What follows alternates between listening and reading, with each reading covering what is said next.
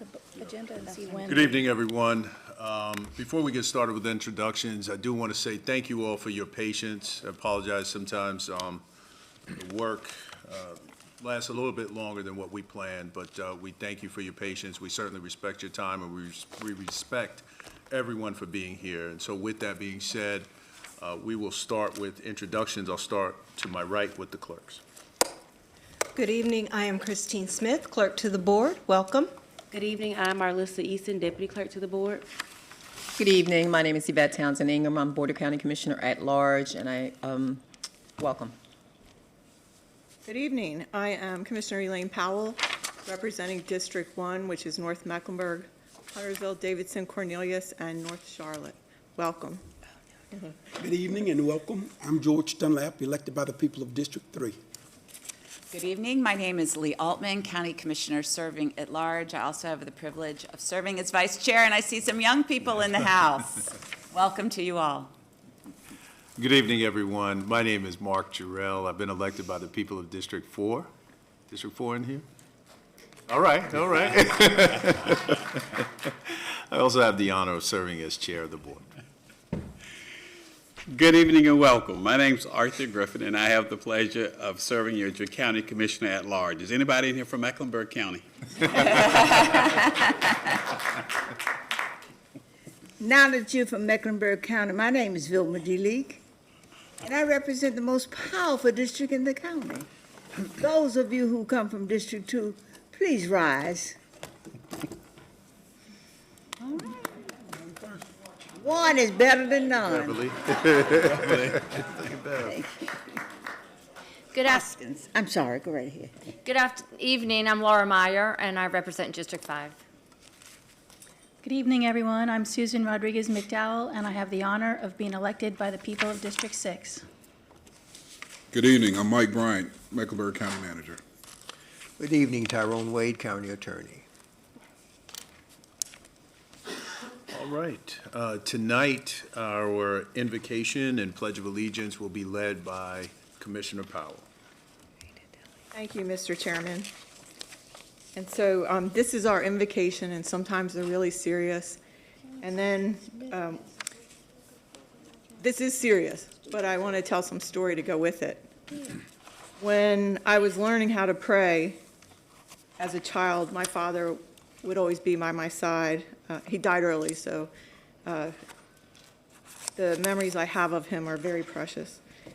And when we were learning how to pray, we would always start with a statement of gratitude. And, you know, like, oh, I'm glad Mom made green beans tonight instead of squash, or something like that. So we just start out simply. And I try to do that every single night when I lay down, just to, like, have thoughts of gratitude. And so while we begin the new year, I think it's important to have that mindfulness of all the things that we should be grateful for. And tonight, I just keep coming back to how grateful I am, and I've been thinking about this ever since December 1st, how grateful I am to be a part of this team, the team of the County Commission. We might not agree on the final numbers of where appropriations go in the budget, but boy, do we have the heartstrings tied to each other on caring for the community.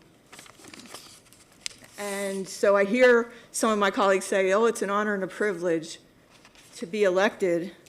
It's really hard work to be elected, but it is an honor and privilege to serve with the people that I serve with. And I carry that gratitude all the time.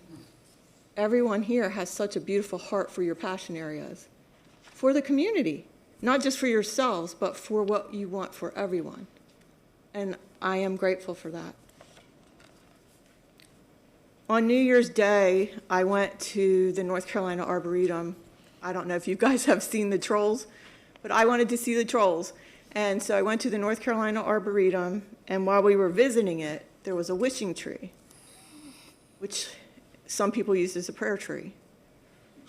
And if you know me, I'm a deep thinker. So I thought, what do I wish for? You know, And I just was thinking what I really wished the most on that day was for more people to volunteer to work with our senior citizens in nursing homes and memory care facilities. Like, we have such a need for that.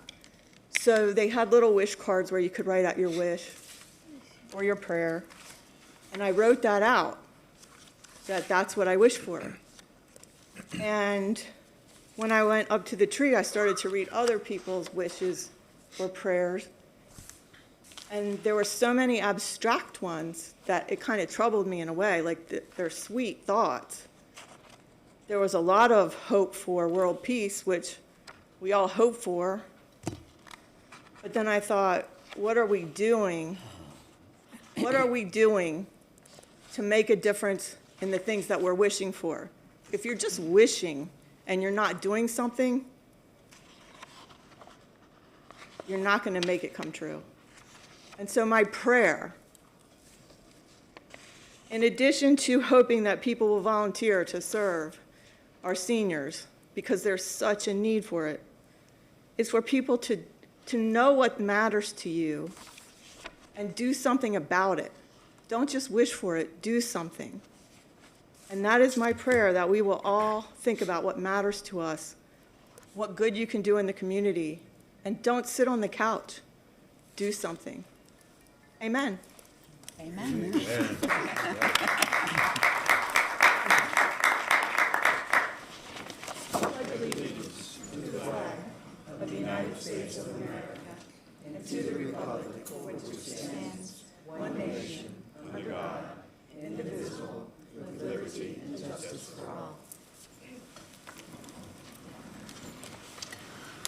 Okay, before we get into our agenda, there are two things that I want to lift up. The first is, and Commissioner Powell gave us the perfect segue in her remarks with respect to service. And recently, we lost a former commissioner in Commissioner Lloyd Shear. He represented the district that I happen to serve in now, District 4. And to your point, Commissioner Powell, we know that serving in these roles can be very difficult, and I think everyone up here knew Commissioner Shear, and we mourn his loss and did not want this opportunity to go past us without being able to acknowledge someone who did serve this community in a lot of different capacities. And our Public Information Department was able to find a video of him because he was here recently, I believe back in October. And so we're just going to roll that clip in remembrance and honor of former Commissioner Shear. I love serving this county. It's the first time in my life I am not serving on a board since I was 18. I hope and pray that the next time you'll hear what I have to say and you know you're going to get someone that's qualified. With that, I wish you the best of luck and may God bless all of you. Thank you. Yes.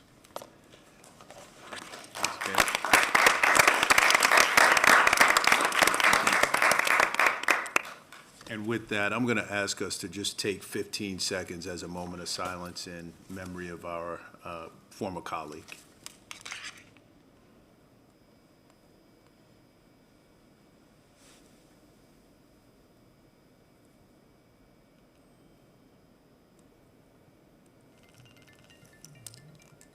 Thank you. May his memory be a blessing. Thank you, Mr. Chairman. Thank you. All right, with that, we're going to move forward, and one of the things that this board does is make sure that we tee up and we acknowledge what our mission, our vision, and also our priorities. Our mission is to serve Mecklenburg County residents by helping improve their lives and community. Our vision, Mecklenburg County will be a community of pride and choice for people to live, learn, work, and recreate. Our board priorities for fiscal year 26-27 are as follows: economic development, education, environmental stewardship, health equity and wellness, services for seniors, workforce development, reducing racial disparities. And with that, and it's really important for us to tee those up because that's what actually frames all of our discussions. And as we hear from each and every one of you tonight, those are elements and variables that are in our minds as we move forward and as our staff shapes our budget, establishing those priorities and funding those priorities for this community that holds 1.1 million people. So thank you for that opportunity. And with that, we will move to awards and recognition. I'll turn the gavel over to the Vice Chair. Thank you, Mr. Chairman. At this time, I will ask our guests who are here to receive the joint proclamation in recognition of International Holocaust Remembrance to come on down. And while they're walking, I will say a couple things. Our proclamations are an opportunity to educate, and we often have personal intersections on the subject of our proclamations. And especially since we do have young people in the room, it's, I want to tell them that my great-grandmother and my great-grandfather and my great-aunts and uncles and their spouses and their children were victims in the Holocaust, about what we're going to talk about. And it's not just something that happened way back in history. It's people that I lived to love those people, and the common denominator that underlies hate and discrimination gets expressed in so many different ways, and so it's important to learn all the different ways so that we can spot it if we ever come across it as we grow up and go out in the world, and be sure that we take a strong stance against it. And so I am going to read this, and then we'll hear from our guests, and then my colleagues, and then we'll take a vote. Whereas January 27th, 2026 is recognized by the United Nations and the international community as International Holocaust Remembrance Day, commemorating the liberation of Auschwitz-Birkenau, which was a concentration camp, in 1945, and whereas the Holocaust represents one of the greatest atrocities in human history, resulting in the systemic murder of 6 million Jews and millions of others, including Roma, people with disabilities, political dissidents, LGBTQ individuals, and other groups targeted by Nazi ideology, including African Americans. And whereas the Holocaust did not begin with mass murder, but with the normalization of hatred, the spread of anti-Semitic propaganda, the erosion of democratic institutions, and the silence of bystanders. And whereas remembrance of the Holocaust is not solely an act of historical reflection, but a moral imperative that challenges contemporary society to confront anti-Semitism, which means hating Jews, bigotry, and all forms of hatred that persist today. And whereas the City of Charlotte and Mecklenburg County affirm their commitment to human dignity, pluralism, and democratic values, and recognizes the essential role of education, civic leadership, public remembrance, and fostering a community grounded in empathy, truth, and justice.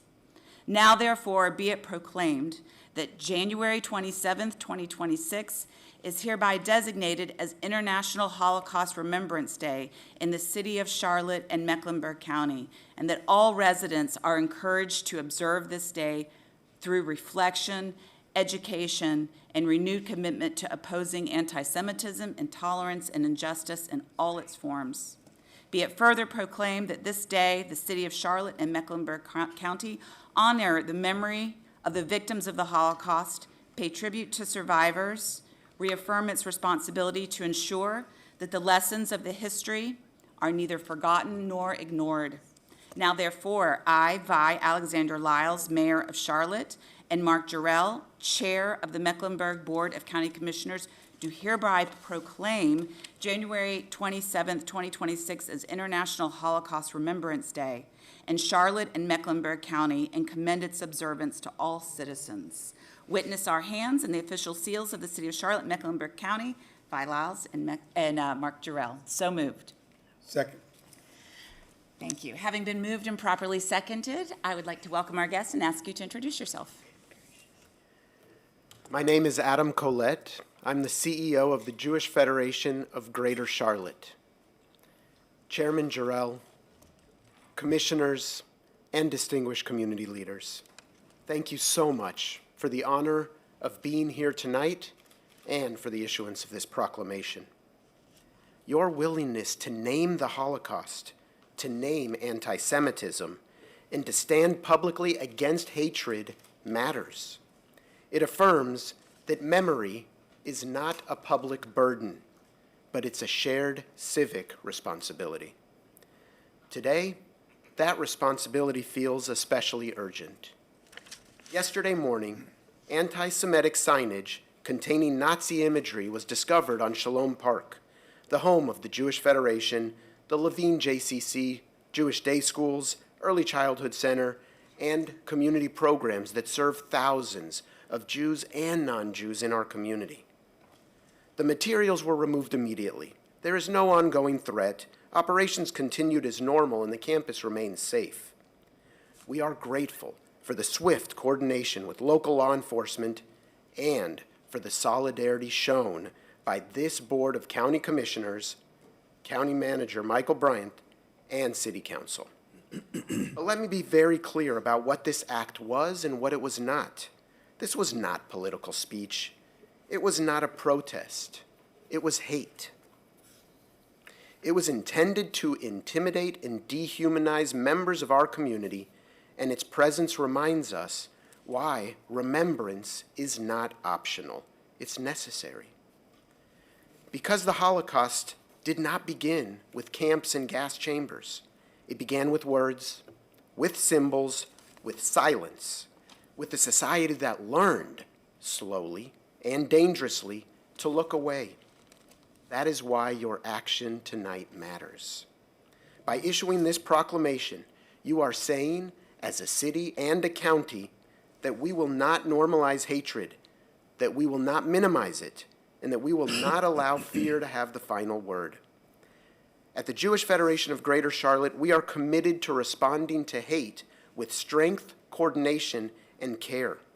We work closely with our partners, with educators, with law enforcement, and civic leaders to ensure that together we stand for dignity, for pluralism, and for the values that make this community whole. And tonight, we are also reminded that remembrance is not only about what we have lost, but about what has been carried forward. It is now my honor to introduce someone who embodies that living legacy. Jackie Fishman is the daughter of Susan Cherniak Spatz, a Holocaust survivor who dedicated her life to education, testimony, and moral witness. Through her mother's voice, thousands of students not only learned about what happened, but why it must never happen again. Please join me in welcoming Jackie Fishman.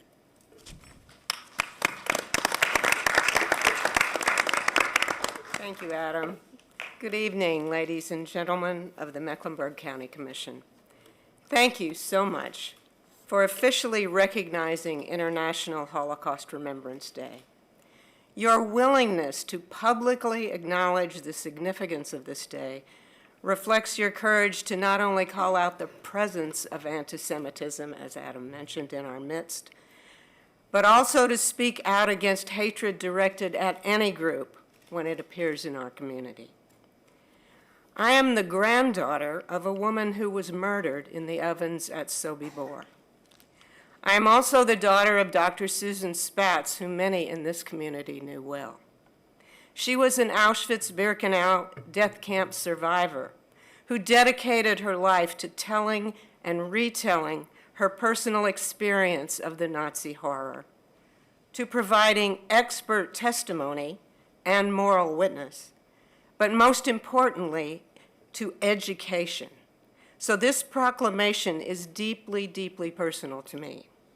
My mother's career was spent not only as a professor of languages and Holocaust studies at UNC Charlotte, but as a writer and lecturer throughout Charlotte, the whole United States, and Europe.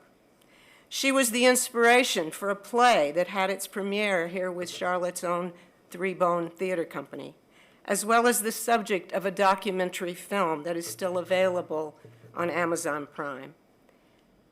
As a high school educator here in Charlotte for 30-plus years, I taught literature, humanities, and Holocaust studies. Both my mother and I believed that remembrance of that horrific time was not just a history lesson, but a powerful tool for shaping ethical responsibilities of the present. Both of us concluded our lessons with the question, what does this have to do with you and the world that you live in? Why? Because the Holocaust did not begin with camps or gas chambers, but with words, with silences, and the normalization of hatred. The behaviors leading to genocide throughout history are easily recognizable if we pay attention. Remembrance is an act of vigilance, requiring communities to recognize early warning signs of dehumanization and intolerance. I appreciate that as representatives of Mecklenburg County, you have seen fit to understand that remembrance of the victims of the Holocaust is not just a Jewish responsibility, but is also a civic responsibility. That, plus critical thinking and ethical considerations involved in Holocaust education, are imperatives for carrying these lessons forward.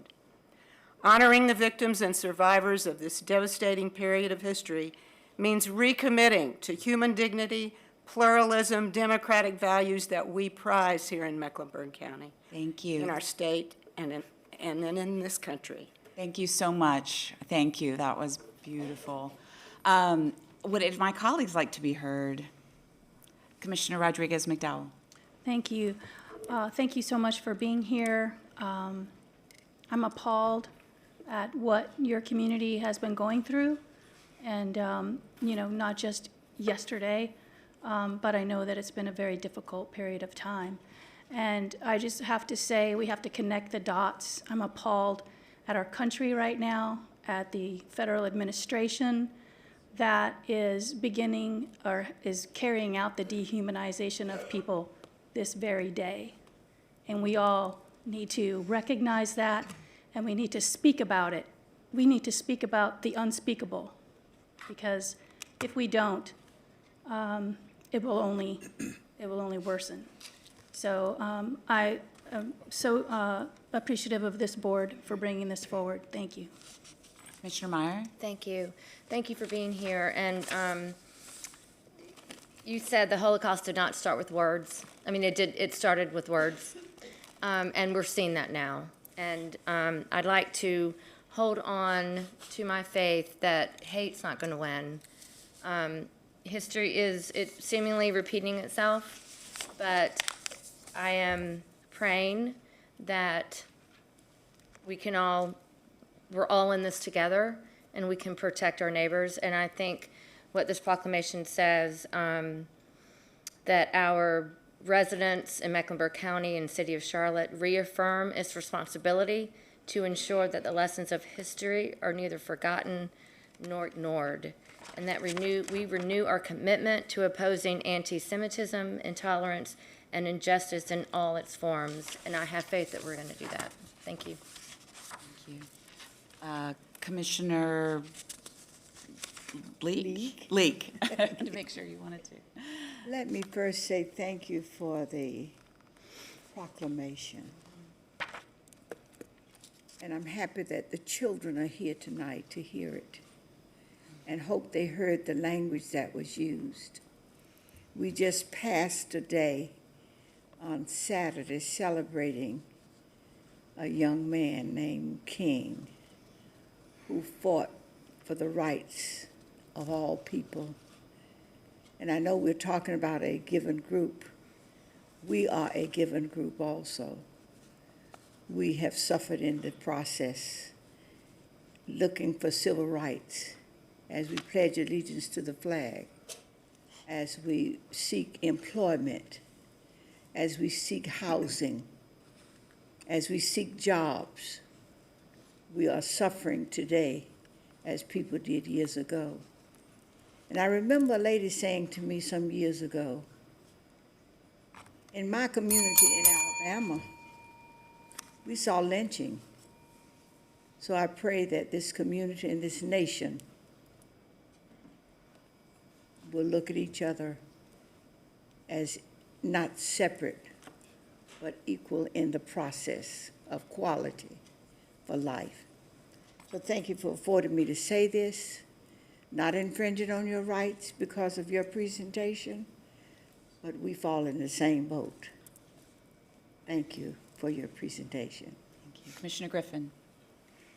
First of all, let me just say, recognizing systemic evil is one thing, but the responses by this community, by this board, Lee and I and a commissioner, she wants to be called YTI over there, was coming from a political forum when we got that ugly message as to what was happening.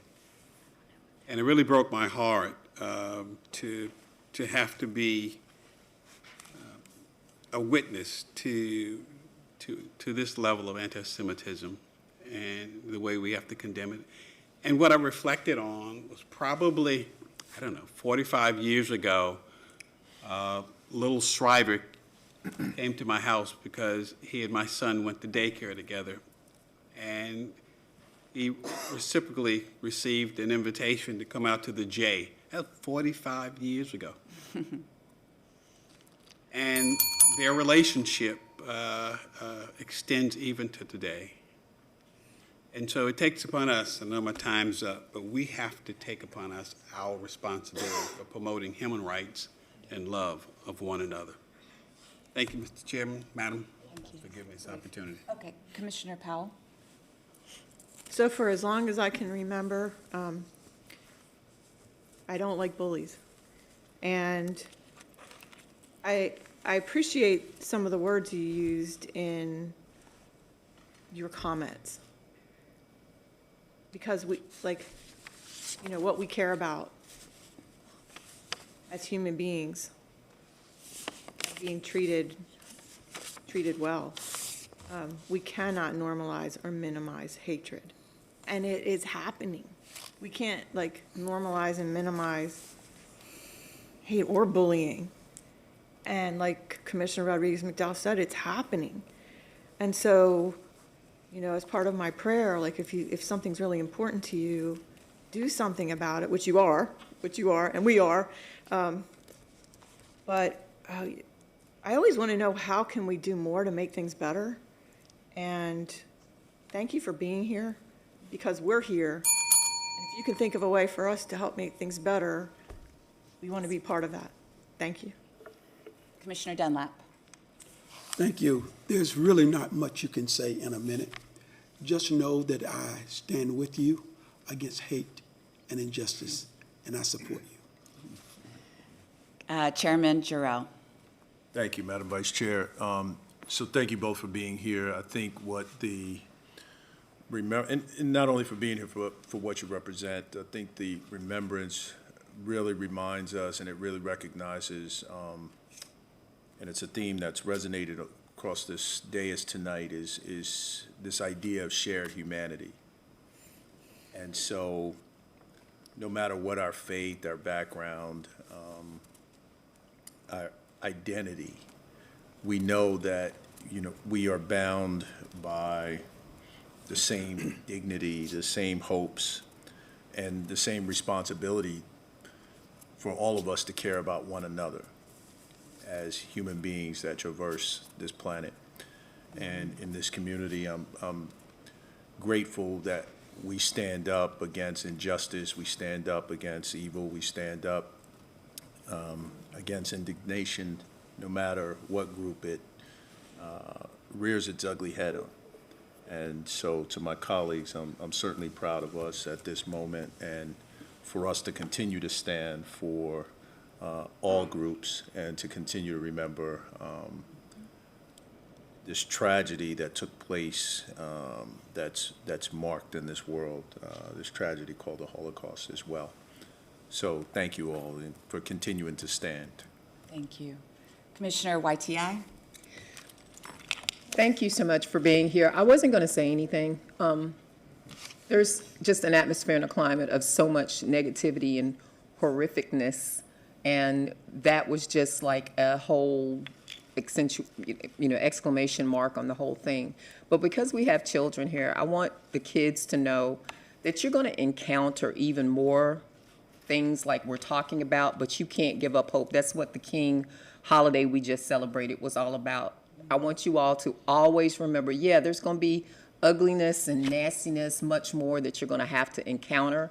Wish we could protect you from that, but we can't. So I just want you to know that you have support, that you all have support, our community has support, and you don't have to do it alone. That's it. Thank you. Thank you. Yes, that's it. Worthy of clapping. Before I carry the vote, I just want to say, I said African Americans, I should have said people of African descent that, that the Nazi regime also mistreated during World War II. Don't I have the most amazing colleagues? I mean, doesn't Mecklenburg County, yes, thumbs up, that's right. Doesn't Mecklenburg County have amazing leaders? Anyway, I'm so grateful. Thank you for your amazing support, and the motion having been properly made and seconded, and everyone having been heard, all those in favor, please raise your right hand. And that is unanimous. Thank you. Please come down to receive it.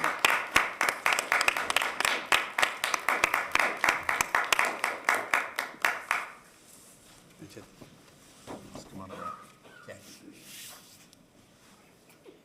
Just come over. You just come, Adam, you can just go on the other side.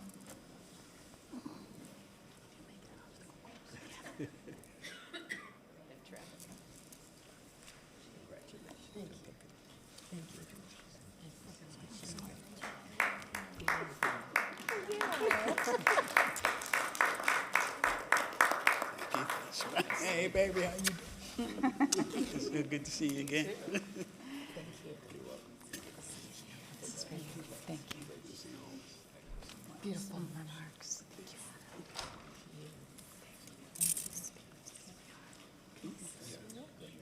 Thank you. Picture.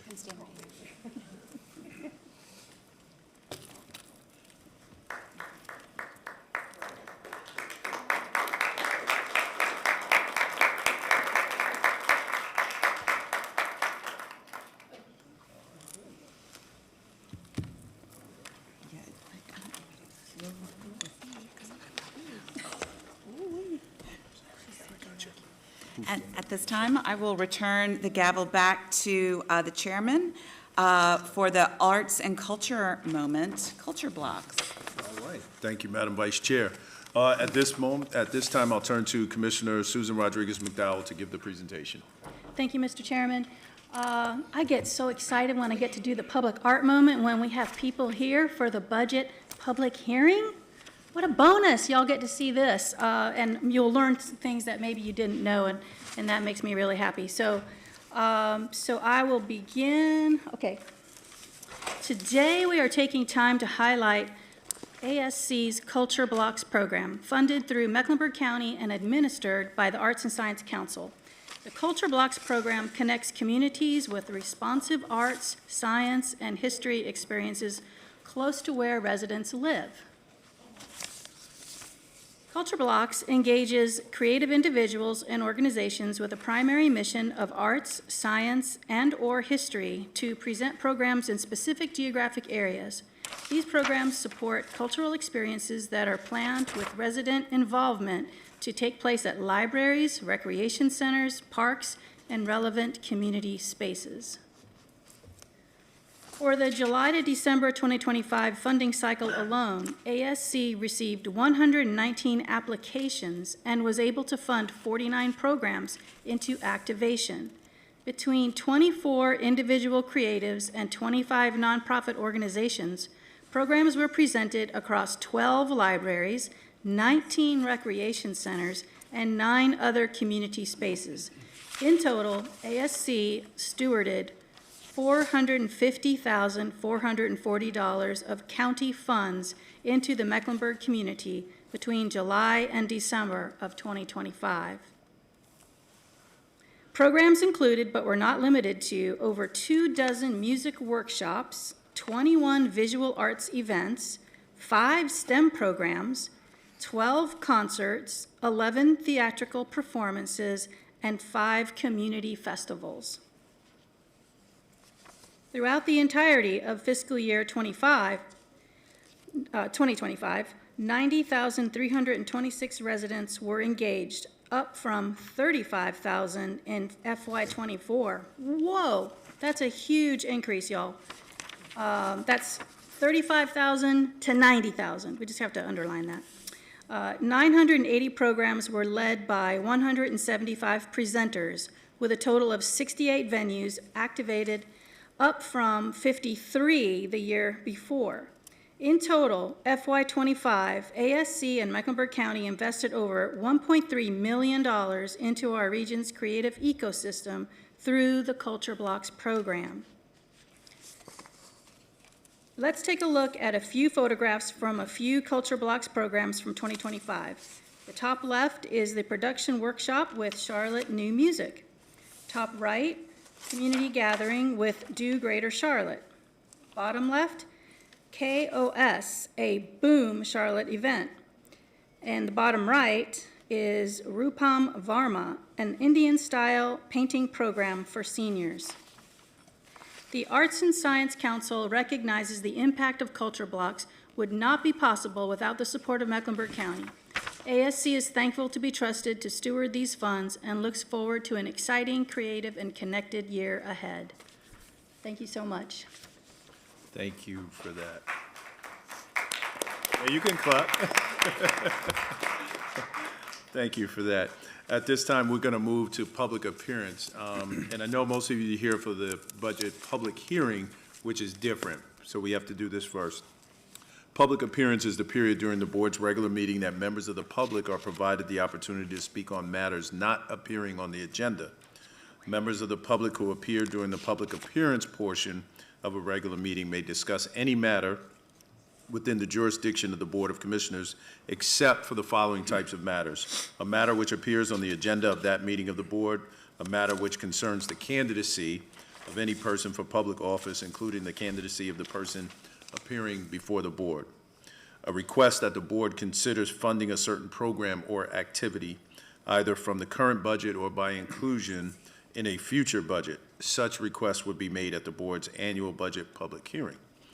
Time limit for speaking is 3 minutes unless there are 4 or more speakers who wish to speak concerning the same matter, in which case all persons wishing to speak on the same matter will be considered a group and given a total of 10 minutes. The board reserves the right to alter these rules on a case-by-case basis as necessary for the efficient and effective conduct of business. Members of the board will not engage in dialogue with public appearance speakers. Comments will be received and followed up on as applicable by county staff and/or members of the board.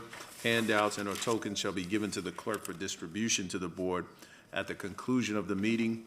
Members of the public can also access and view the meeting on the government channel or online at watch.mecnc.gov. Tonight, there are 2 speakers, Shahid Wise. We have 2 podiums, so depending on where you are, Shahid can come to either podium, and then Charles Deloach. If Charles is here, you can come to the other podium.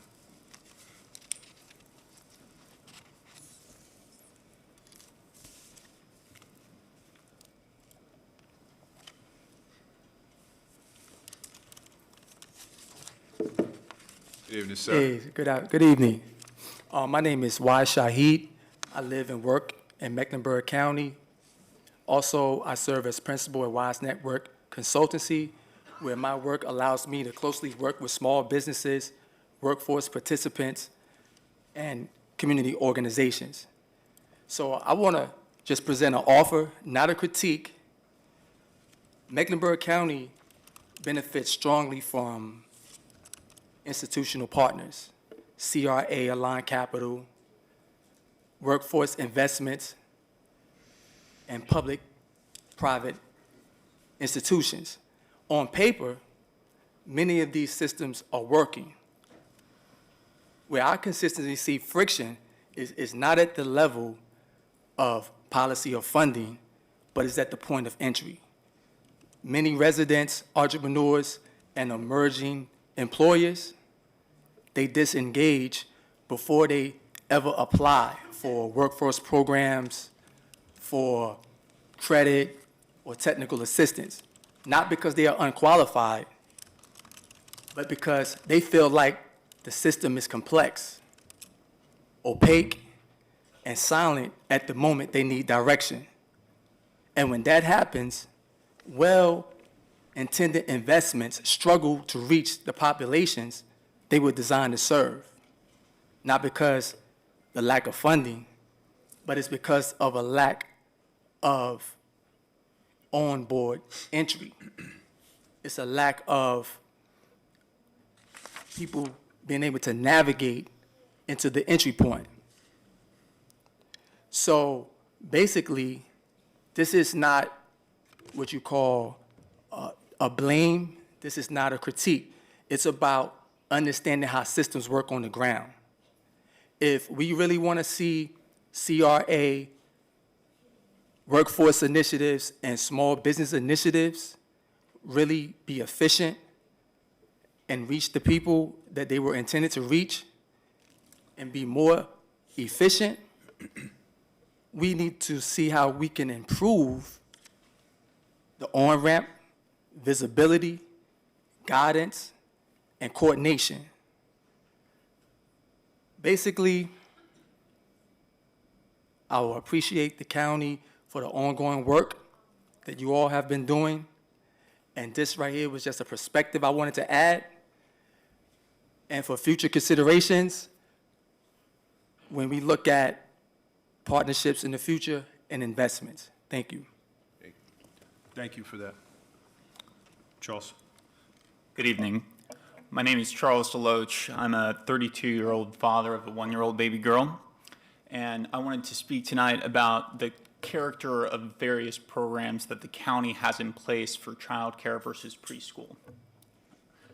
Many people might not know about the universal preschool program that the county implemented back in 2018, which has been incredible. An investment now up to $29 million every year to make sure that we have universal preschool for free, not means tested, across the county for any 4-year-old. That's been incredibly successful. We have over 6,100 students in that program year over year. And what makes it so incredibly successful, in my opinion, is that the money goes directly to the programs themselves, as opposed to subsidies that families have to figure out how to apply for. That increases capacity, whereas the child care subsidy, which is an incredibly generous program of about $14 million county dollars year over year, is a subsidy application that increases demand without addressing the supply problem. We could make this problem better by giving similar amounts of funding directly to those programs to increase capacity, address the problem on the supply side. And that's something I'd like to encourage the county to consider. Thank you. Thank you. Madam Clerk, that's all the speakers that I have. Yes, sir. Okay, thank you. At this time, colleagues, we'll move to appointments. Nominations or appointment is needed on the Domestic Violence Advisory Board to fill 3 unexpired terms expiring April 30th, 2027. Are there any nominations? I have some. Commissioner Rodriguez-McDowell. Thank you, Mr. Chairman. I would like to nominate Carla Bradford, Anke DeBerry, and Christy Hammond. Okay, are there any other nominations?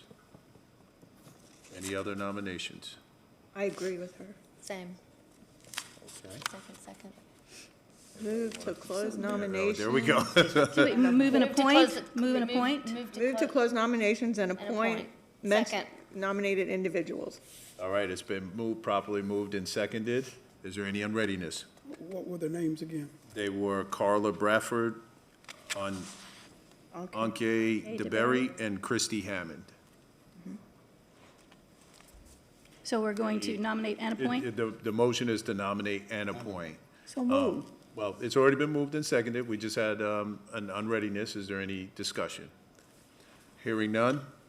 All those in favor say aye. Aye. Opposed? That's unanimous, Madam Clerk. Ayes have it. So Carla Bradford, Anke DeBerry, and Christy Hammond, congratulations.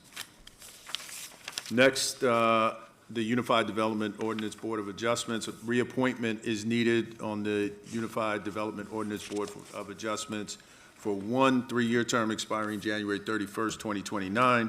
Kevin Shea is eligible for reappointment. So moved. Second. Moved and seconded. Any unreadiness? Commissioner Powell. I don't have unreadiness. I just want to say that I appreciate that this person has applied again because it's ETJ, and it's really hard to find somebody who understands how important it is to have a representative and considers that when he's in these meetings. So, so third, there's a second, I'm a third. Thank you. Commissioner Griffin is a fourth for He's a sure when you fourth? talk ETJ, so. All right, it's been moved and seconded. All those in favor say aye. Aye. Opposed? Ayes have it, Madam Clerk. That's unanimous. And next, we are going to move to the portion that now is public hearing. It's the budget public hearing for FY 26-27. I need a motion to open the public hearing to receive public input as part of the fiscal year 2026-2027 budget development process. So I'd moved, Mr. second. Chairman. Moved and seconded. Moved and seconded. All those in favor say aye. Aye. All right, ayes have it. All right, so we do have multiple speakers tonight. I am going to do something because we have children here, and this gentleman here, it looks like all the children are with you. We want you to be able to get out of here at a decent hour. So we are going to ask you to come down. Do you mind sharing your name, please, sir? Marcus Kreider. You know the guy that was. Marcus Kreider, yes, sir. Number So everybody, he is number 8. You can bring the children down if they want to come down. Do you all want to come down with them? All right. I'm such a dad. Which is great. I got some pamphlets. Could I give y'all these? Yes. And colleagues, Marcus Kreider is number 8 in the you. group, okay? Okay.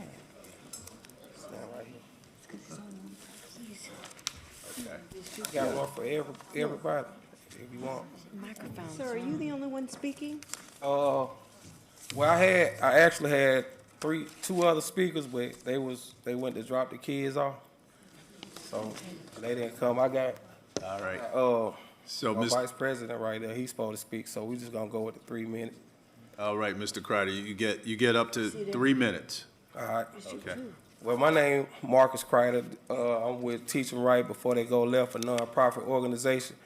Like, we just trying to like save kids. Like, we have a football program, we have a cheerleading, basketball, baseball, and we're trying to do like an after-school program, maybe a summer camp, and we just looking for like help.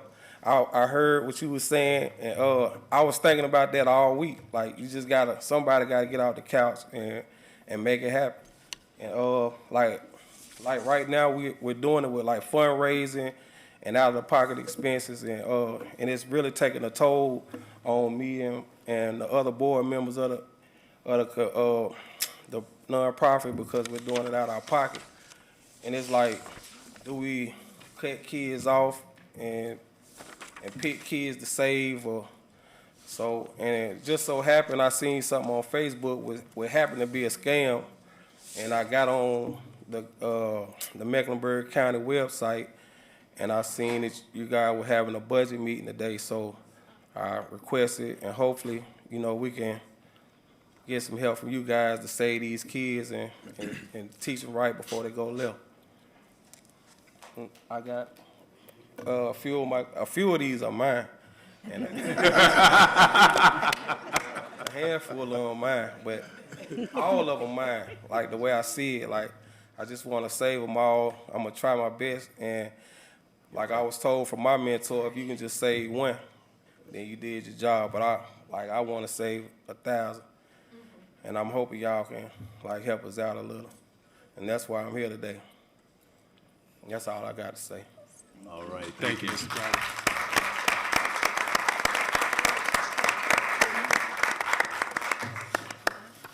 We have your handouts, Mr. Crowder, so we'll get those. All right. Thank So you I'll all. take- All right, good night, kids. All right, next up, we have, I'm going to call a few people. The first is a group with Dr. Govan Hunt, Tiara Cole, Kim Jant, Sandra Hanna, Dominique Bostic Arrington. If you all will come down. And then Beverly, you can come, you're going to be right after them if you want to come after them. Wise already left. And then we'll have the group with Laura Cooper, Stacy Hancock, Carol Gray Adler, and Lucille Howard, which I see you can just go to that podium over there.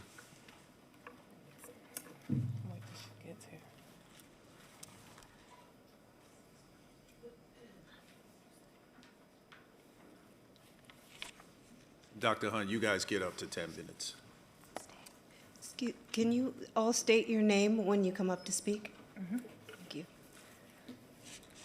Chairman Jarrell, Vice Chair Altman, and Mecklenburg County Board of Commissioners, I am Devanya Govan Hunt, and I'm honored to stand before you today as a representative of Black Child Development Carolinas, alongside early care and education professionals who hold this county together long before the workday even begins.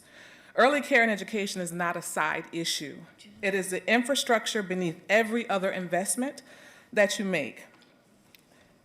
Workforce development, economic mobility, public safety, and educational attainment. When childcare is unstable, families cannot work, businesses cannot grow, and children fall behind long before they ever enter the classroom.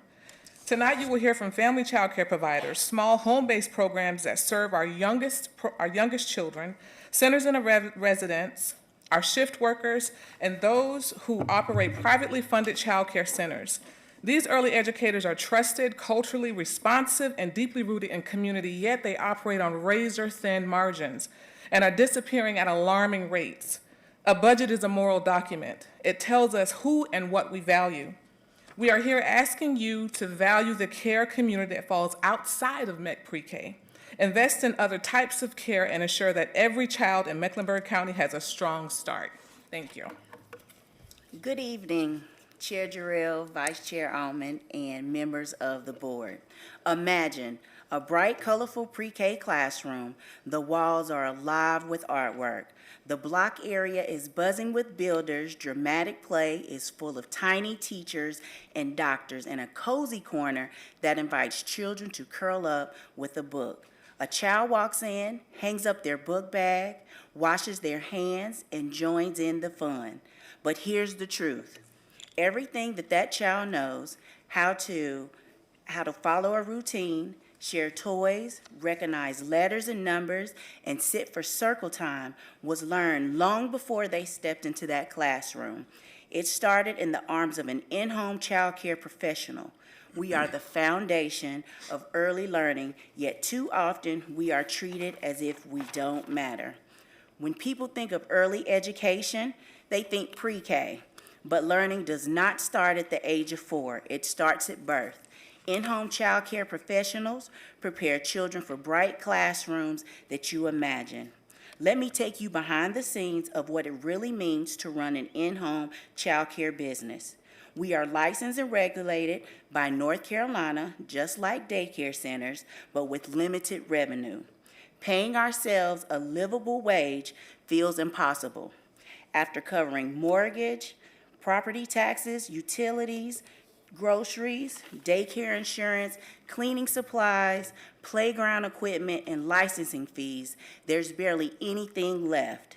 Now imagine running a business where your entire income depends on 5 full-time children while you work 50 hours plus a week wearing every hat, from teacher to cook to nurse to counselor to mom and dad.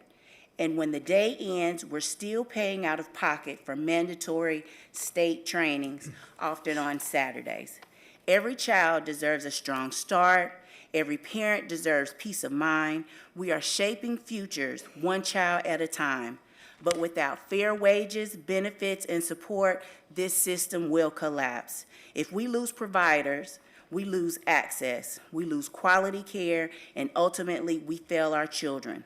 Lawmakers, help us build a child care system that values licensed providers by assuring all child care givers have access to resources they need to support young children and families.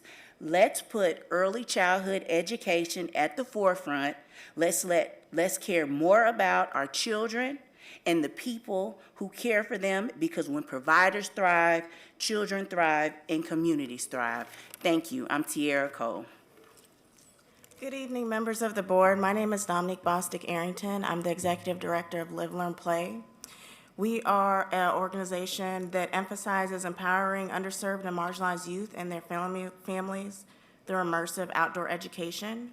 And as an occupational therapist, our curriculum takes a truly holistic lens by meshing evidence-based OT strategies with early education competency skills and nature-based interventions to ensure that learners of all abilities feel supported. But even with the early childhood administration certification, a master's in occupational therapy, and being a certified nature teacher, our program is still deemed as less than because per state and county guidelines, not having an indoor space large enough for mandated naps or turf play spaces versus natural climbing spaces and varied sensory experiences explored for over generations. We are deemed unlicensable because we're using natural spaces. This mindset results in thinking that only one type of school setting fits all, and the assumption that turf grass or million-dollar buildings equate to nurturing staff, meaningful education, and the ability to be successful in a traditional school setting. In reality, this is a gross misassumption and blissful ignorance. Before there were artificially created playgrounds and five-star buildings, there were Black nannies, wooden-built schools, and nature-based programs molding, loving, and educating infants and toddlers. But as with most Western stories, tradition and community have been pushed aside in favor of one-size-fits-all, resulting in a lack of support, funding, and resources for families that choose to seek continued care from family, friends, and neighbors. In a city that is growing by over 100 people a day, not supporting all types of child care and early education is a disservice to our youth, their families, and our community. Quality early education and child care set the foundation and outcome for the lives in such a way that negative long-term impacts can be seen and studied in children as young as 3-year-olds.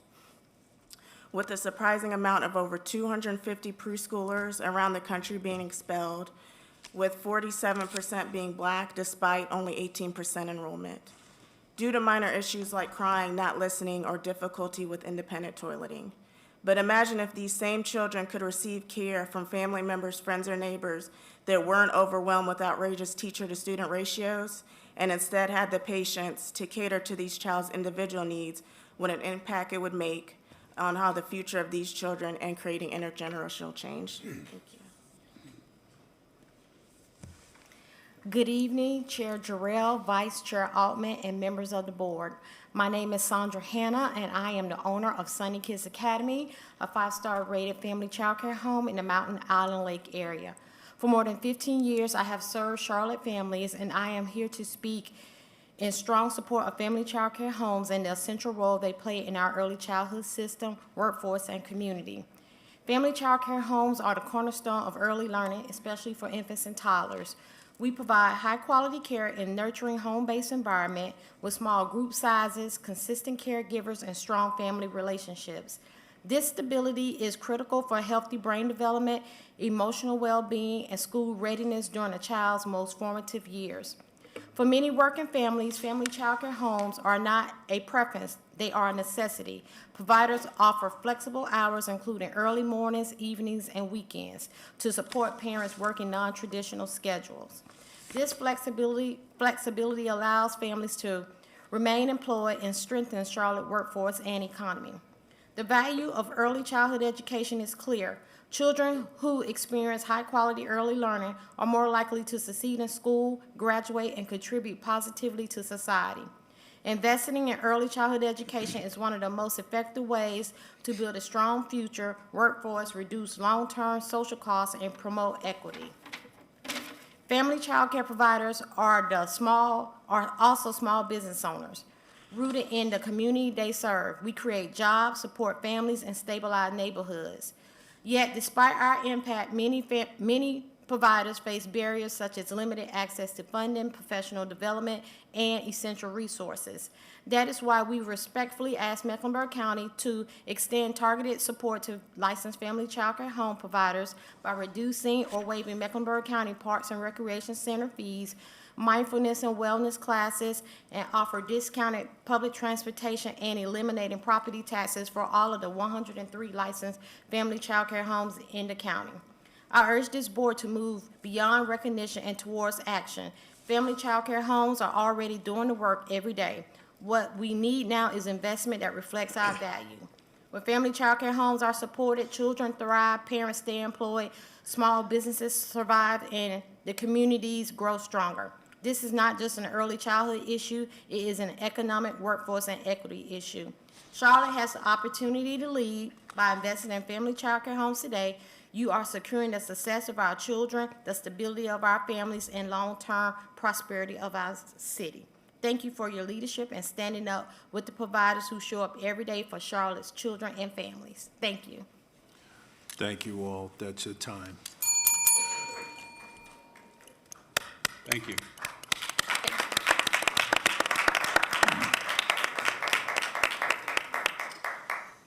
Next, we have Laura Cooper, Stacy Hancock, Carol Gray Adler, Lucille Howard can come down, and Eileen Ariza can come down. Oh, I'm sorry, Beverly, you're there. Excuse me. Go ahead. You're not that short.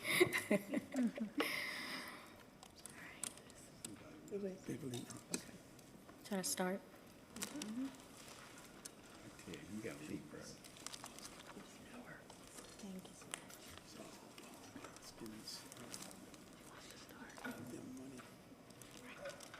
It'll start when you start. Go ahead, Bev. Okay. Good evening, esteemed Mecklenburg County leadership. My name is Beverly Knox Davis, founder and president for A Brighter Day Outreach and also the Historic Hoskins Coalition Group. I bring you greetings from the historic Hoskins community in Northwest Charlotte, District 2, under the leadership of Commissioner Vilma Leak. I come before you this evening to say a resounding thank you for this opportunity to share our gratitude for the 2025 funding to address our community hub, ADA, and change of use requirements. We were also able to pay off $100,000 of the $250 due by August 26, 2026. We're excited about our growth and request your consideration for more funding to continue to address the food insecurities in the area where we're serving more than 350 families per week, and to continue to provide all of the other resources that are convenient to all of the residents in and around the historic Hoskins community. There is a great work taking place in our community. A Brighter Day has been working with the youth, families, and seniors for nearly 19 years in this area of Northwest Charlotte. We're committed to improving our community and to continue to be the beacon of light and hope for the residents. Our team continues to work tirelessly to build up the Hoskins and Thomasboro communities with little funding. Many of our resources are volunteers and work really hard to display our mission and vision to provide a one-stop shop in the heart of this food desert where there are no grocery stores, no public library, no community resource centers, and no trusted resource to aid in times of need or desire of growth. We request consideration for funding to grow our team, burn our mortgage, and complete what we've started. Details have been emailed to each of you, and we thank you for your consideration. Thank you. Good evening. I'm Laura Cooper, co-chair of the education team, Legal Women Voters. We're here tonight to highlight the critical importance of increased support for CMS in light of anticipated cut in federal funds and continued failure of the North Carolina General Assembly to pay our teachers a living wage and to fund our public schools.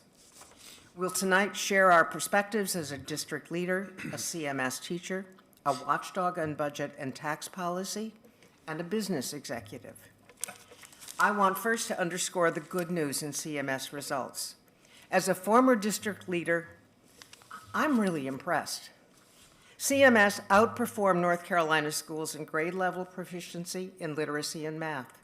156 schools, or 90% of the schools, met or exceeded growth, and 31 schools were moved from the low-performing list. Most impressive, though, is that CMS has actually increased the rate of student learning. And that is exactly how you begin to close achievement gaps. I'm deeply concerned, though, about sustaining these results. CMS faces deep cuts in federal funds and continued underfunding from the General Assembly.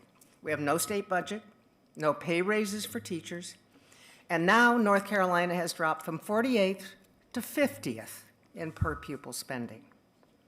Sustaining the CMS results depends upon not losing any more of our experienced teachers.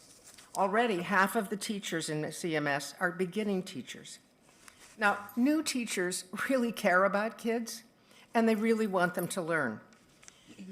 But let me tell you, believing in your heart of hearts that kids can learn is not enough to create the kinds of high expectations classrooms that these results depend on. Experienced teachers know that communicating high expectations means sending every student, and especially the ones who don't look like you, these three messages. This is important. I am not wasting your time. You can do it. You have the intellectual capacity. I'm not giving up on you, even if you've given up on yourself. Experienced teachers know how to use specific language and strategies hundreds of times a day to send these messages. When a kid can't do a math problem and says, I can't do this, the teacher knows how to say, well, not yet, but you will. She also knows how to offer a strategy to get him started, or, if need be, do a quick reteach. And if that doesn't work, she's got another strategy. We're losing teachers to our surrounding states that pay more. Our teachers can't afford to live here. We applaud the county manager and superintendent's goal of finding a way to pay our teachers a living wage, but frankly, we need it now. My name is Stacy Hancock. I come to you today to speak from multiple perspectives. I am a retired CMS teacher. My children attended CMS. I have 2 grandchildren in CMS, and I continue to work as a tutor with students in CMS through the Heart Math program.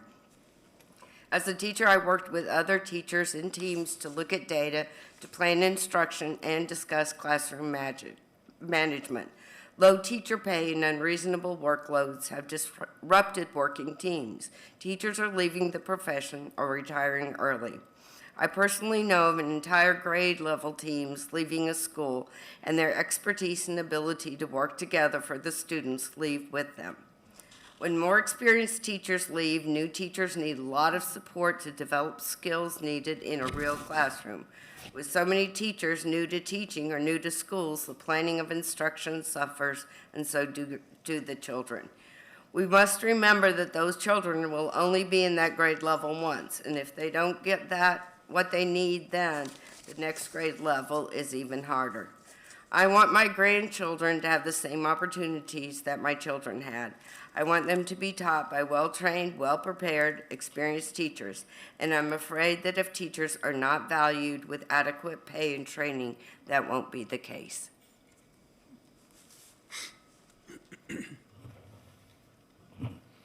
I am Lucille Howard. I have observed this board for years for the League of Women Voters as you annually grapple with building a new budget, that in each succeeding year, it includes more expenses that the state should be paying for. The General Assembly shortchanges public school students by failing to pay teachers a living wage. The House and Senate each year after year, cut funding for educational expenses and mandate requirements for public schools that are not funded. We know that nearly all North Carolina counties have raised their local taxes in the last few years just to pay for the shortfalls in state appropriations. As reported in your joint meeting with CMS leaders, a significant part of the county's tax rate is due to this void in state funding. 15 different programs here should receive millions more in state funding, including $429 million due for our public schools in the current year. Mr. Cox has calculated that Mecklenburg residents pay 16.08 cents of our total county property tax rate of 49.27 cents to make up the shortfalls, almost 20%. Yet the state continues to cut its revenue by passing ridiculously low tax rates for corporations and dropping personal income tax rates. We don't have a state budget because legislators in the majority party are at a stalemate on how much more to cut in income taxes. And from the shrinking revenue, the same legislators continue to allocate huge sums for vouchers in private schools, which have no financial accountability. Now, as you know, the House is studying property tax reform, a worrisome move some predict will lead to legislators second-guessing local tax decisions. Here's why I'm repeating this discouraging news.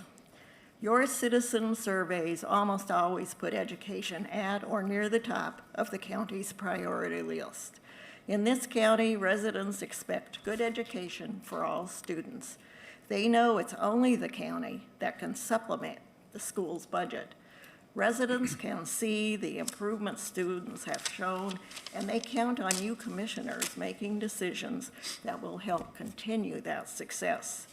You should know that every dollar you can allocate for supplementing teacher salaries benefits everyone in the community. My name is Carol Gray Adler, and I want to speak to you and the broader community tonight, especially the business community, about our severely underfunded public schools in Charlotte and North Carolina. I'm not an educator. In fact, I'm a retired business executive who worked for Fortune 500 companies for over 30 years. In my experience, business funds what it values for growth, and continued high-level business growth requires funding increases. To recruit and retain top talent, business leaders expect to pay competitive salaries, and the most experienced and successful talent must be paid top dollar or they go elsewhere. Our public education system should be viewed the same way businesses look at opportunities. Here are things we know. We value our children, as their success will mean a better future for our entire community. Over 80% of our children attend public schools. If we value our children, we must fund their growth. CMS achieved historic growth in the past year, with every student group making gains. We should fund these gains and not force hiring reductions to prevent current staff layoffs. And we need to pay our talented educators, yet the North Carolina salary schedule set by the General Assembly does not provide a raise for teachers from year 15 until 25. Our most experienced teachers go 10 years without a raise. That's if they stay. And here in Charlotte, beginning teachers are paid below the living wage until they reach their 10th year, even with the current county supplement. I understand there are competing priorities for your funding dollar. However, I believe our community must fund what we value. I call on parents, grandparents, business leaders, everyone. We need to make our voices heard. Public education matters and needs to be funded for growth. Thank you. Thank you. Our next speakers are going to be Eileen Ariza, John Buchan, or Buchan? Buchan, excuse me, I apologize. You can come down, and then after John, it'll be Caroline Towery. And Eileen, you can go when you're ready. Good evening. My name is Eileen Arreaza. I'm a trustee of the Charlotte-Mecklenburg Library, a longtime Charlotte resident, and a mom to 2 teenage boys who have grown up using our libraries. Thank you for the opportunity to speak with you today about why investment in the Charlotte-Mecklenburg Library matters, particularly when it comes to staffing, collections, and core services. The library's mission is simple but powerful: to improve lives and build a stronger community. But that mission doesn't happen on its own. It happens because of people, because of talented, dedicated library staff who show up every day to serve our community. To fully live up to our mission, the library needs more of them. Just last week, we hosted our first ever State of the Library program. It was incredibly meaningful, and I want to thank Chair Jarrell and Commissioners Griffin, Meyer, Rodriguez-McDowell, and Townsend Ingrid for being part of it. At that event, we shared stories of reading, learning, connection, and opportunity. Stories that happen in our libraries every single day. And every one of those stories begins with library staff.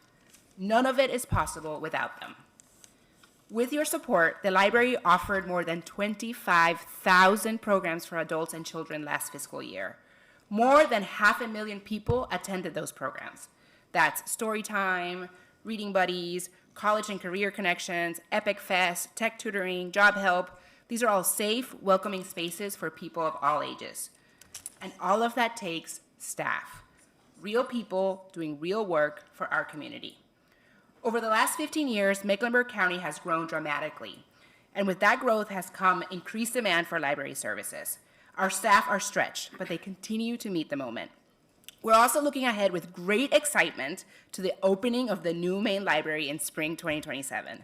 This iconic space will help us meet rising community needs, but we'll need enough staff on the front lines serving the public and enough staff behind the scenes to keep operations running smoothly.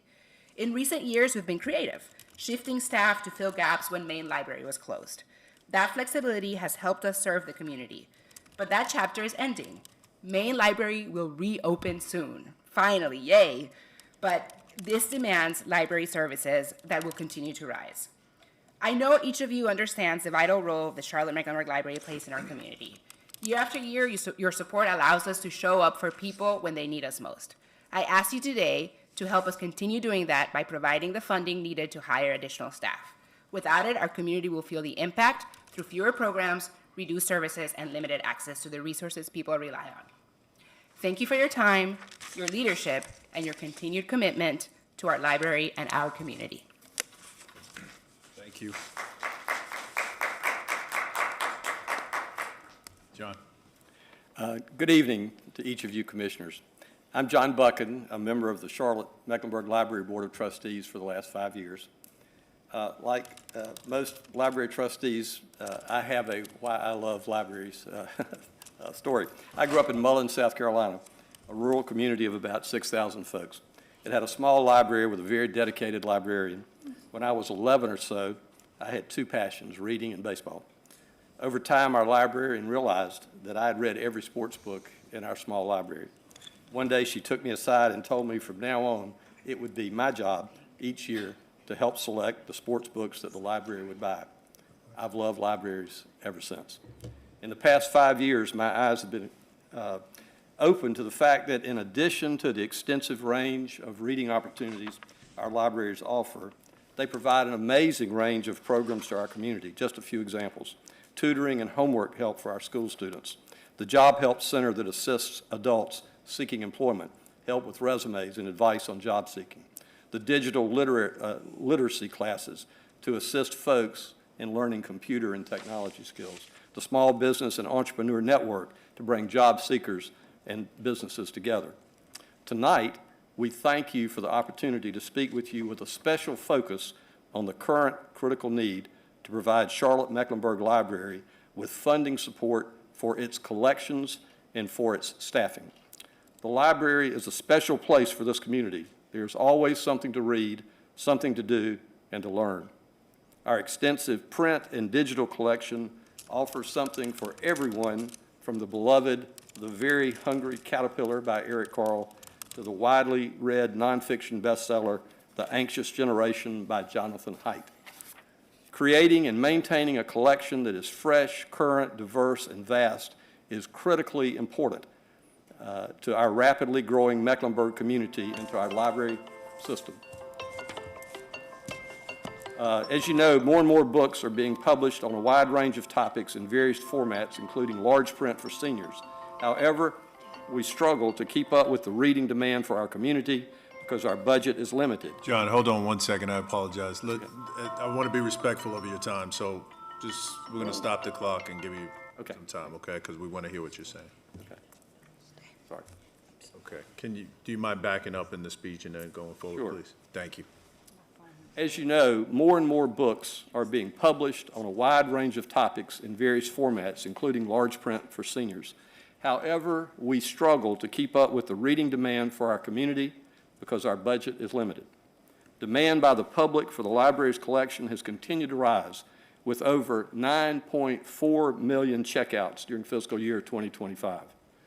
That was an 8.5% increase in circulated materials over the previous year.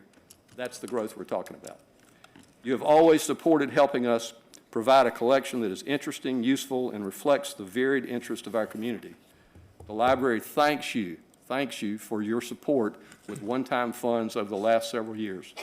The nature of one-time funds, coupled with a growing community and library system, means that we continue to face a significant decline in the budget each year without sustained funding. Charlotte Mecklenburg Library is working to improve lives and to build a stronger community. We ask that you help us to do that by providing a corresponding sustained investment in books and materials. Thank you for this time to talk with you, and thank you for your support and your consideration. We really do appreciate it. Thank you. Thank you.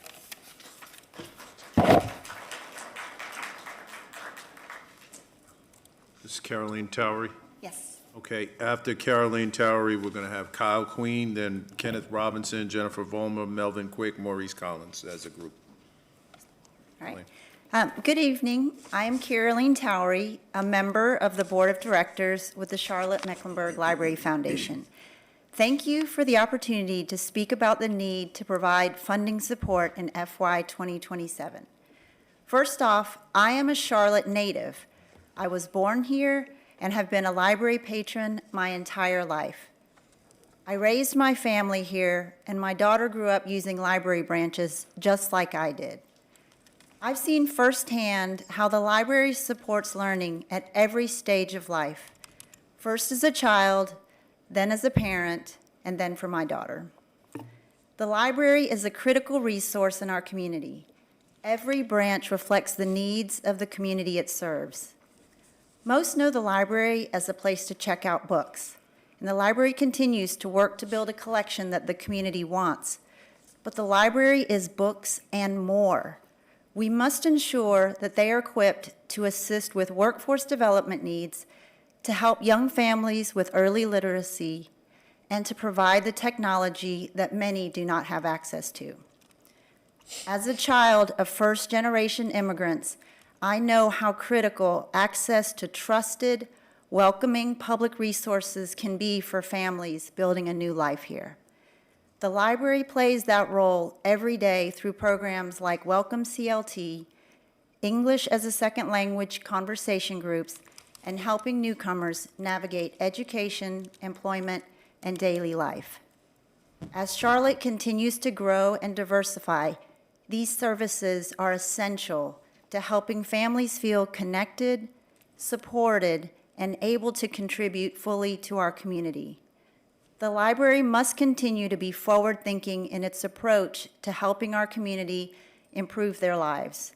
Mila, the mobile internet lab, brings technology assistance, job support, and programs directly to people who can't get to a brick-and-mortar library. Molly, another mobile outreach vehicle, also meets the community where they are. When I volunteered on Molly at a Salvation Army Center, I watched a librarian help a child find a book for a school report while also helping his mother choose reading materials of her own.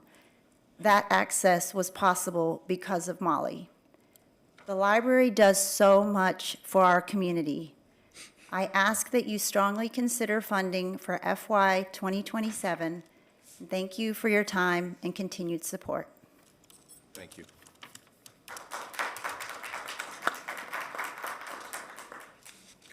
Good evening, Commissioners. Public School Strong Mecklenburg is not here to demand a bigger piece of your pie. We know three things. You stand with us in wanting fully funded public education. Your budget has been slashed by the North Carolina General Assembly as well as by the fascist regime in the District of Columbia.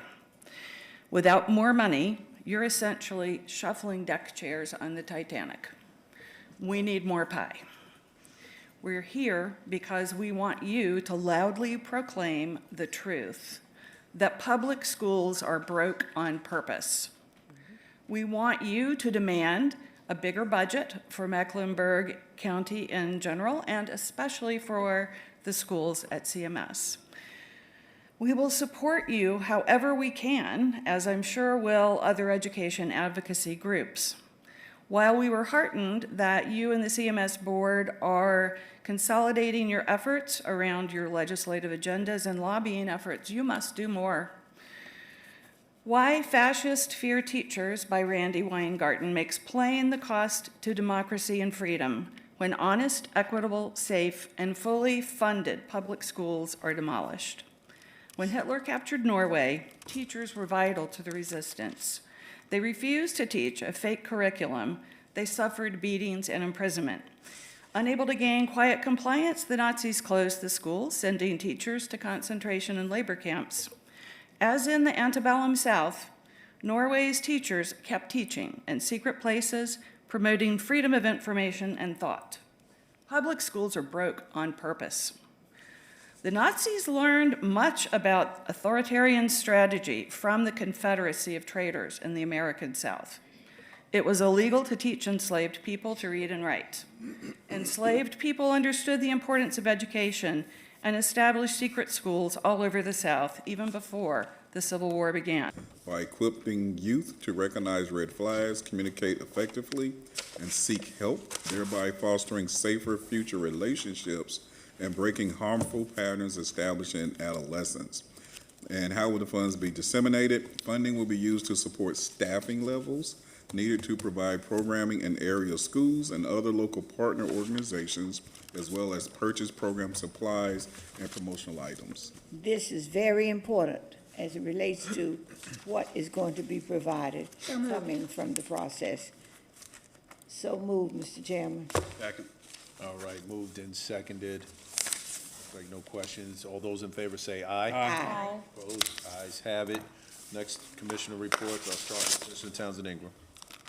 Thank you, Mr. Chair. I'm really encouraged by what I heard here tonight, so much emphasis on workforce development, also the introduction of Dr. Koval. Thank you so much for accepting this huge challenge that we have before us. And I wanted to see if we could get an update or at least a timeline of when we'll get an update on Project Boast. Does that come from our team? Or does that come from the MPTA? How are you working in conjunction with them? Where do we stand with that? The update on what? Project Boast, the project that was the Economic Development Team brought out so that we can make sure we're doing what we need to do for small businesses in particular, because I do have some town halls and things coming up that directly relate to workforce development and small business enterprises. To answer that? Yes, please. Thank you for bringing that up. We have not lost sight of that. That is something that we're planning to bring forward to the full MTTA at a future date. Initially, there was a meeting scheduled earlier in January. However, since the MPTA selected their officers, we want to make sure that they're included for those discussions as well. So we canceled that meeting, and now it's a matter of whether bringing it to the full MPTA, all 27 members, or the officers. Can we get information on, like, maybe a cadence of a reporting schedule so that we can, in turn, communicate that to the public? Because I've had questions, so I know that there's probably others that will have questions about that. That's Good. it. That concludes my report. Thank you. Thank you. Commissioner Rodriguez McDowell. No report. Commissioner Powell. Thank you. So, this has been, we have to deal with a lot of different things in this job. And I've had to spend, I can't even tell you how many hours on the Lake Norman Marine Commission. So, it dissolved, and it's going through a rebirth. And I want to tell the people that sat on the interview committee that our Marine Commissioners on Lake Norman Marine Commission are so outstanding. They're so outstanding. So they just elected chair and vice chair, and the chair is Marine Commissioner Greg Truesdell of the United States Coast Guard. So he will be the chair of the Lake Norman Marine Commission. The vice chair will be Barbara Beatty from Catawba County. And I just want to say out loud to the universe, thank you to Catawba County Manager, Mary Furtado. She has worked really hard to help everyone, get it. This is really hard to put the whole commission back together with new members who weren't familiar with the past. And so we're getting there, and it will, Christine and her team will have all the meetings as we rotate through counties, if any of you guys are interested in coming, because there's so much work that the Marine Commissioners do. It means a lot to them when we come. And that is my report. Thank you. Thank you. Commissioner Meyer. No report. Commissioner Dunlap. Thank you. Just wanted to share that I had the opportunity to go to Washington just recently and had a leadership course at Mount Vernon and to learn more about George Washington, which I found very interesting. Had the opportunity to go to the Swiss Embassy and to meet with the ambassador there. And also the MLK parade. I had the opportunity to ride with my colleague, Mr. Griffin. We had a great time. And then to attend the breakfast with county staff and some of my colleagues. So that's what's been happening for the last 2 weeks. All right. Commissioner Leek. I just want to remind us of our generosity in this community of remembering Dr. King. And when we think about it, the number of years that we have been struggling with, a change is going to come, a song that's out there. The second song is We Shall Overcome. The question still remains the same. When will we as a people accept and live and work together as one? That's a major problem. And when I say that, I'm not saying it out of being negative, but you have, I can recall when Pat Cotham and I both wanted to serve on the committees that interviewed for contracts, and we were denied that right. So no one should be denied the right to serve where the people have elected them to serve. So just not forget the reason for the season, and that's Martin Luther King. We only think about him once a year, and that's on his birthday. So all that he did and contributed, and I had the opportunity to meet Mr. King and to share some time with him because of my late husband, who was a bishop in the AME Zion Church. And that movement began in Alabama. Civil rights movement started in Mobile, Alabama, at an AME Zion Church. So thank you for the opportunity for me to share that. And I hope that men will learn how to respect us as women who serve this community and not degrade us by trying to get rid of us. Thank you. Commissioner Griffin. That's exactly right. Thank you, Mr. Chairman. I usually don't have a report, but I wanted to report that very interesting people watch our meetings. As I kind of stumble over Philip Schreiber's name as I was trying to respond to his good friend through daycare, he texted me to make sure I pronounced it correctly as Philip Schreiber. A young Jewish family that he met during daycare, that he still remembers his name enough to make sure I pronounce it correctly. We met a young man today in the hallway who introduced himself as the new county fire marshal, and he sat through this meeting, and I wanted to say thank you and congratulations, and to say that, hey, we all need to know that our new county fire marshal sat through this wonderful full meeting. Thank you for being here. That's it, Mr. Chairman. All right, thank you, Commissioner Hall. Thank you. Well, I was in Huntersville for a very special MLK celebration at the Waymer Center with the manager and our chairman. And I found the service particularly moving for me because there was two amazing speakers. The first was a gentleman who throughout the service read excerpts, delivered excerpts from various of Martin Luther King Jr.'s most famous speeches. And so it really went deep, you know? It really followed different moments in time in the struggle and in his life. And, you know, I just had never experienced that before. So it was really special for me personally. And then after that moving experience, none other than our own chairman rounded out the afternoon with an incredible speech. And I just wanted to say how well you represented us, and the call to action was phenomenal. Thank you. And I have heard Commissioner Powell say over the years sometimes that she feels so moved, so excited that she wants to do a Snoopy dance. And I felt a little wiggle today, and I realized it was because of Dr. Coville. I am so thrilled you're here. I am so excited by what the manager said about you and about his vision and your vision and the work that we're going to do. You are just such a welcome addition to the team, and I can't wait to learn from you and hear how we can up our game and help connect our residents to great opportunities. So welcome, and I'm so thrilled you're here. Do the dance. Do the dance. We got that, right? Live, right? We got that. If George could get somebody to do that.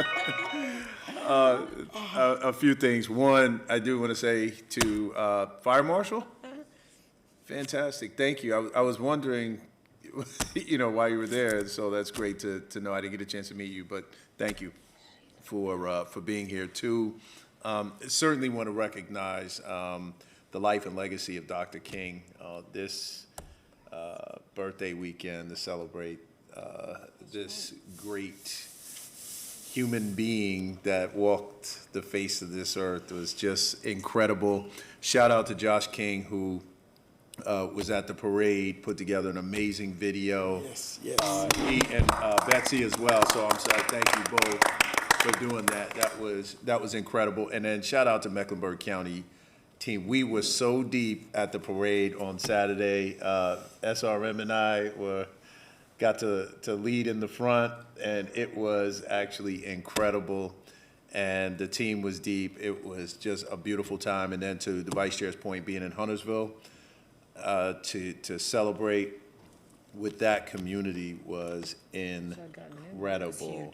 And I definitely want to shout out our colleagues, Commissioner Qualls and Commissioner Rivers, and their colleagues who attended. But it was an incredible event, and so it was a great way for us to spend that holiday. And with that, I'll entertain a motion to adjourn. So moved. Second. Moved and seconded. All those in favor say aye. Aye.